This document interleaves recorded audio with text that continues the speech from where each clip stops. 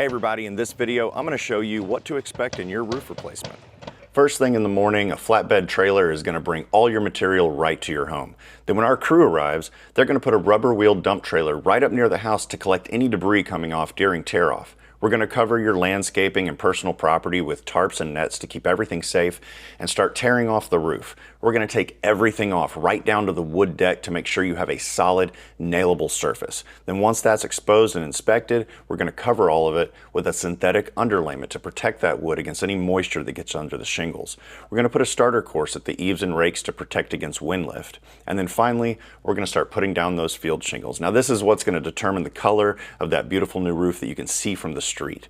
And once we get all those down, then we'll be doing the detail work, the pipe jack flashings, any accessories and penetrations to make sure everything's just so to keep it leak proof. Then finally, we're going to clean up and go over your whole yard with magnets to make sure any loose nails that made it past the tarps are collected. And once we're done, you're going to have a beautiful brand new roof.